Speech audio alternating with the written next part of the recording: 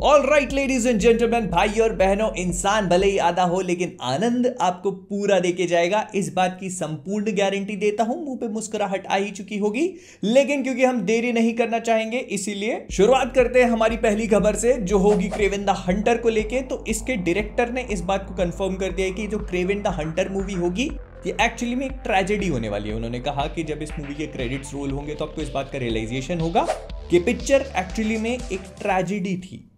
Venom को आपने comedy बना दिया है, इस पिक्चर को आप ट्रेजेडी बना रहे हो। मैडम वेब को आप सिंपिंग के लिए मतलब स्पाइडरमैन तो इसमें भी नहीं आएगा ना, लेकिन हाँ। Speaking of it, Sydney Sweeney जो कि मैडम वेब में आने वाली हैं, जिनका संस्थान है हम, तो उन्होंने कहा कि वो मैडम वेब को लेकर काफी एक्साइटेड है। और एक्चुअली में मैडम वेब और उनकी कहानी इस पिक्चर में वो होने वाली है जो बताएगी कि विमेन अपने ऑड्स के अगेंस्ट में फाइट करती हैं और कैसे जीत के दिखाती हैं।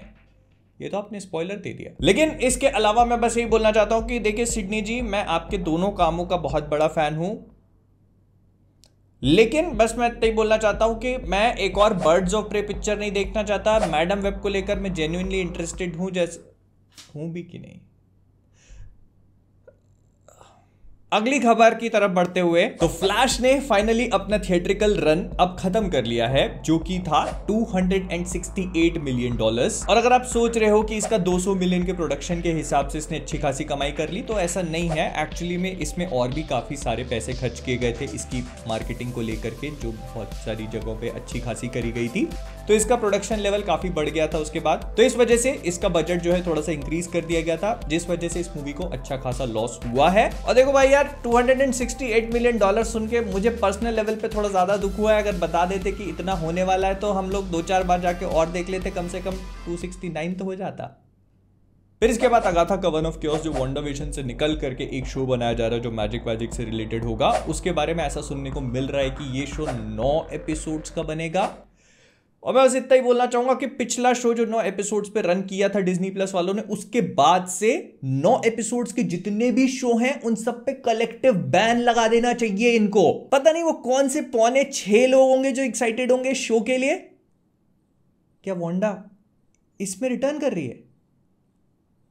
चलो थंबनेल तो मिल ही गया। लेकिन इस शो के किस्से कहानी यहीं पे खत्म नहीं हो जाते। ऐसा सुनने में है कि ऑब्री प्लाजा इस शो में रियो विडाल नाम के कैरेक्टर का रोल प्ले करेंगी, जो इस शो के लिए एक ओरिजिनल कैरेक्टर लिखा गया है। ये भी सही बात है, एक शो में एक नए कैरेक्टर को क्रिएट करो जो उस शो का ओरिजिनल, और फिर उसको पूरे MCU का सबसे पावरफुल बना दो।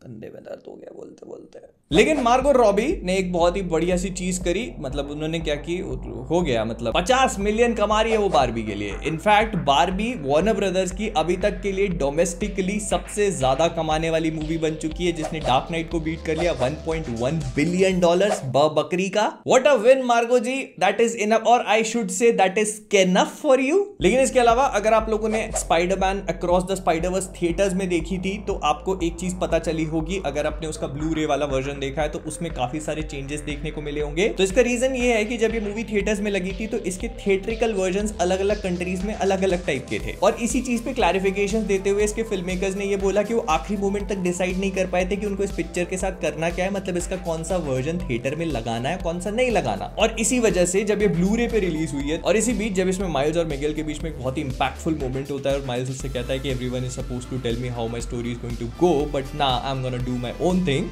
तो वो जब फाइनल कट में निकल के आया ब्लू रे में, तो it is so weirdly edited कि वो बहुत ही अजीब सा फील होता है। तो उस पे लोगों ने बहुत ही ज्यादा हैरानी जताई। लेकिन मैं बस आपसे इतना ही बोलना चाहता हूं कि ये सोनी के अलावा और कोई नहीं कर सकता, क्योंकि इन्होंने लिटरली कुल्हाड़ी पे अपना पैर मार लिया है। बट देन अगेन सोनी वाले तो ये काम हर मंगलवार के दिन करते हैं। फिर इसके बाद टॉम हॉलैंड, जो भी अपनी पर्सनल जिंदगी में कर रहे हो फिलहाल, उन्होंने एक बहुत ही अच्छी चीज का रेवलेशन किया, और वो ये था कि स्पाइडरमैन 4 को लेकर बातचीत हो रही थी राइटर्स स्ट्राइक के होने से पहले। जैसे सैग आफ्टर और राइटर्स की जो स्ट्राइक हुई है उससे पहले वो लोग स्पाइडरमैन के ऊपर बात कर रहे थे, केविन फाइगी, एमी पास्कल और वो सब लोग मिलकर।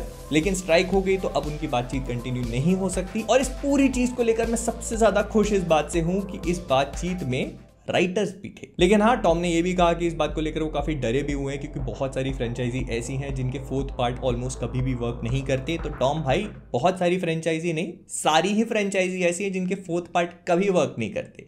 So all the best. लेकिन इसी के साथ स्वागत है आप सभी का हमारी साप्ताहिक गेमिंग न्यूज में, और इस बार कुछ अच्छी गेमिंग न्यूज लेके आए हूं आप सभी के लिए। तो सबसे पहले असासिन्स क्रीड मिराज जो कि 12 अक्टूबर को रिलीज होने वाला था, उसकी रिलीज डेट को यूबीसॉफ्ट ने 5 अक्टूबर तक मूव कर दिया है, क्योंकि वो पहले ही गॉन गोल्ड हो चुका है, मतलब उसका फाइनल वर्जन बना दिया गया है। तो उन्होंने कहा ठीक है, एक हफ्ता पहले रिलीज कर देते हैं, अच्छी बात है, all the good for us. वैसे भी किसी और को बनाना वलहला के इंजन पे चिपकाया हुआ है पूरा। खैर मूविंग ऑन, इस हफ्ते एक और काफी बड़ा इवेंट होने वाला है और उसका नाम है गेम्सकॉम। अगर आप नहीं जानते तो बेसिकली गेमिंग इंडस्ट्री का काफी बड़ा इवेंट है जो कि जर्मनी में टेक प्लेस करता है। ये एक हफ्ता चलता है, लेकिन इसकी ओपनिंग नाइट जो कि 22 अगस्त को टेक प्लेस करेगी, उसमें हमें कई सारे नए नए गेम्स के प्रीमियर देखने को मिलेंगे और प्रोबेबली कई सारे नए गेम भी अनाउंस किए जा सकते हैं। नाउ देन मूविंग ऑन, तो जो ट्रेलर की मैं बात कर रहा था, तो गेम्सकॉम में 22 अगस्त की ओपनिंग नाइट में जो ट्रेलर हमको दिखाया जाएगा वो होगा जैक स्नाइडर की मूवी रेबेल मून का। इस बात को अभी अभी अनाउंस किया गया and I am extremely excited for it. बहुत बहुत गॉर्जियस विजुअल्स लग रहे हैं इसके। ये मूवी आज से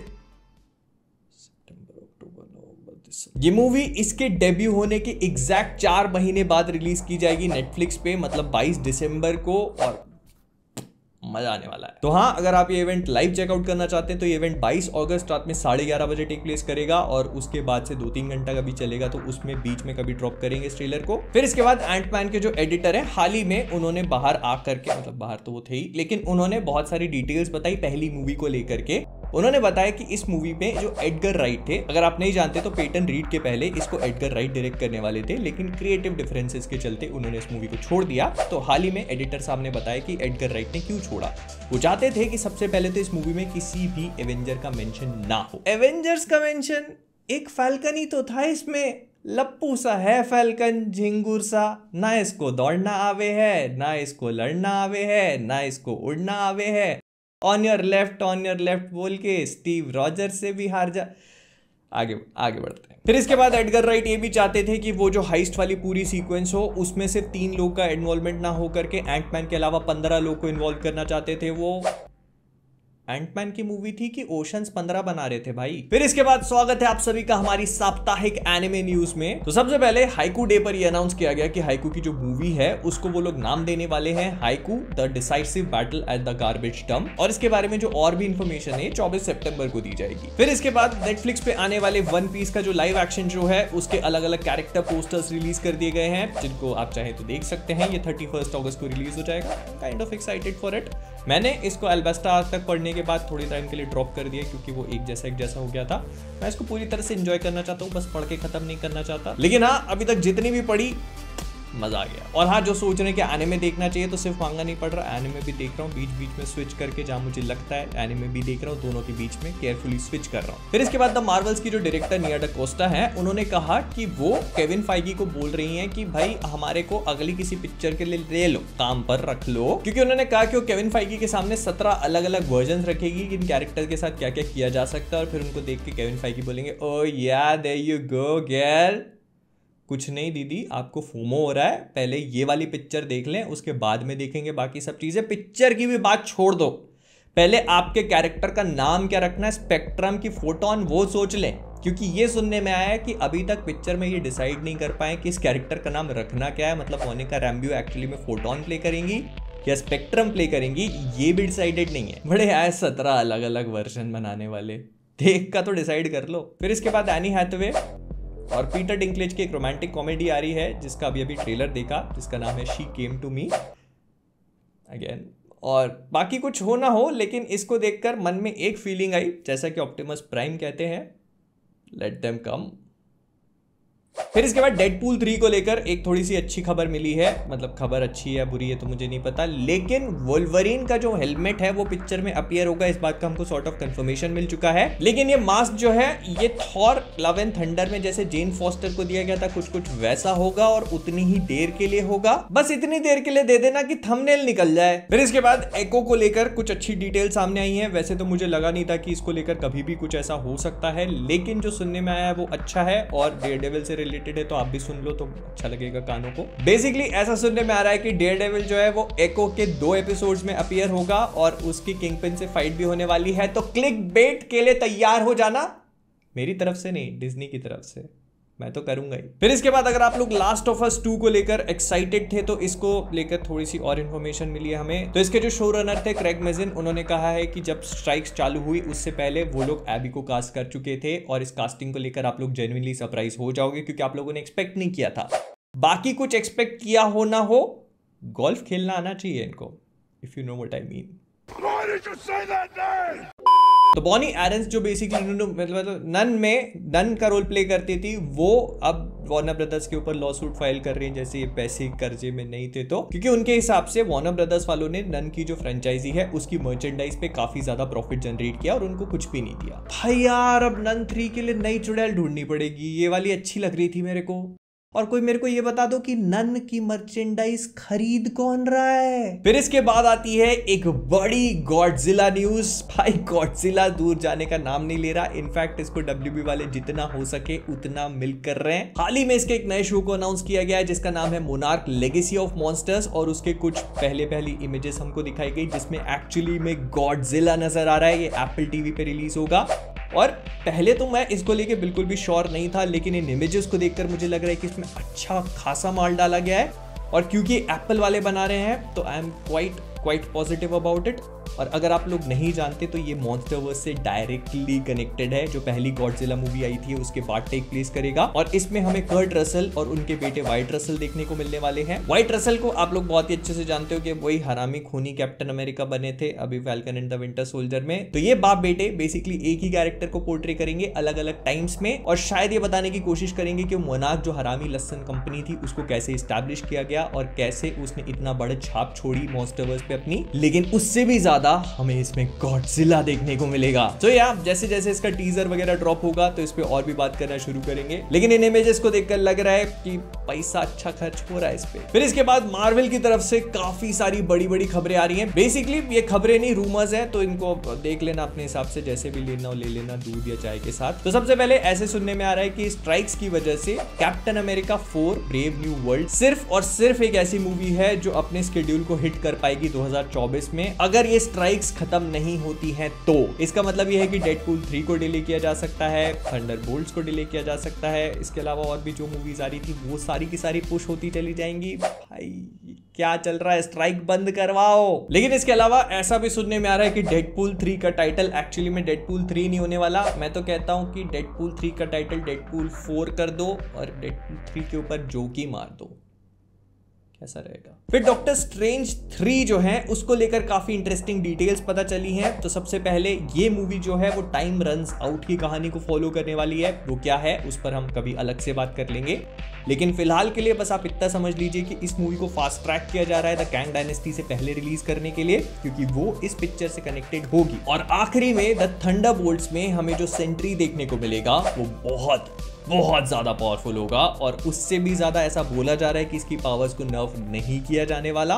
मतलब ये जो चांगले चोंगले लोग हमको दिखेंगे थंडरबोल्ट्स में, इसमें से आधे ज्यादा लोग के काम डलने को तैयार हो जाना। ये मार्वल की सुसाइड स्क्वाड बना रहे हैं बेसिकली। 2-4 तो हैं ही, लप्पू से जिंगूर से, मतलब जो भी हैं ये, इनके 1-2 ही बच के बाहर निकलेंगे, बाकी सब जाएंगे। बाकी का एक और हाथ भी जाने वाला है, प्रोबेबली 2 हाथ। भाई मेरे को तो बोलना भी नहीं चाहिए, लेकिन फिर भी बाकी और शायद येलेना वेलेना बच के निकल जाए। बाकी रेड गार्डियन गया, गोस्ट गई, टास्क मास्टर तो वैसे ही नहीं थी तो उसको तो रखा ही बलि चढ़ाने के लिए, तो सबसे पहले वो मरेगी। लेकिन ऐसा बोला जा रहा है कि सेंट्री की जो पावर्स हैं उनको बिल्कुल कॉमिक बुक लेवल पे रखा गया है, और मतलब आपको देखकर मजा आ जाएगा। So that makes me kind of excited for Sentry now. बस अब ये भी बता दो कि स्टीवन यूएन ही पोर्ट्रे कर रहे हैं कि कोई और हाल ही में हमको ये बात रिवील करी गई कि मार्वल वाले थॉर 5 पे काम कर रहे हैं, और इसको और कोई नहीं बल्कि हमारे and yours truly Taika Waititi direct करेंगे। तो इस न्यूज के हिसाब से टाइका वाइटिटी ने बोला कि थॉर के लिए वो नए एडवेंचर्स की तलाश करना चाहते हैं, और एक ऐसा विलन लेके आएंगे जो हेला से भी ज्यादा पावरफुल होगा।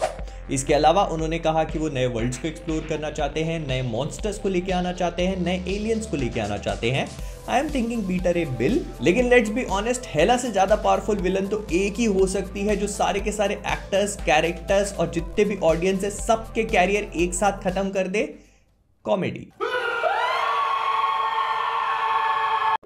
क्योंकि पिछली पिक्चर में तो आपने कर ही दिया था साहब, लेकिन थोड़ा सा देख समझ लेना, मैं मार्वल की जगह होता तो इनको थॉर 5 से कोसों मील दूर रखता, इनफैक्ट मार्वल से ही कोसों मील दूर रखता थॉर लव एंड थंडर के बाद, लेकिन I don't know how their brain works. लेकिन हाँ, मैं ये चीज भी बता देता हूँ कि ये जो न्यूज आ रही है ये basically Thor love and thunder की जो ऑफिशियल हैंडबुक है वहां से निकल के आती है, जिसमें छपे हुए इंटरव्यूज प्रोबेबली 1 आध साल पुराने हो चुके हैं, जिसका मतलब यह है कि जब टाइका वाइटिटी ने ये बात बोली होगी तब probably Thor love and thunder की इतनी तारीफ हुई नहीं होगी, क्योंकि लोगों ने इसको देखा नहीं होगा, तो इसी वजह से वो इतने कॉन्फिडेंट थे अपनी पिक्चर को लेकर। And that actually makes sense, तभी उन्होंने हेला से ज्यादा पावरफुल विलन लेके आने की बात करी, गॉर से ज्यादा पावरफुल नहीं, but then again Gorr the बच्चा चोर तो इतना पावरफुल विलन था भी नहीं। खैर, तो ये था इस हफ्ते का सारा भंडारा जो मैंने आपके उसमें फैला दिया। अब इसके साथ आपको जो करना है वो करते रहना, लेकिन आप जो भी करोगे मुझे कमेंट्स में जरूर बताना। तो विद दैट बीइंग सेड, हम लोग इस वीडियो को यहीं पर रैप अप करेंगे। अगर आपको पसंद है तो लाइक कर देना, शेयर कर देना, और हाँ, सब्सक्राइब करना मत भूलना, वो आप हमेशा भूल जाते हो। तो जाने से पहले कॉमिक वर्स से मैं हूं मोहित, और आप सभी लोग as always let us come and eat some lauki, क्योंकि खाना किसी को पसंद नहीं है ना, तो देखते सभी हैं खाते। बाय। डॉक्टर, आप मैंने आपको गोली मार दी, आपको मारने की कोशिश की।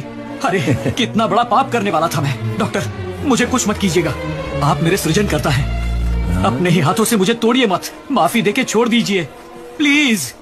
ये ले वसी मैं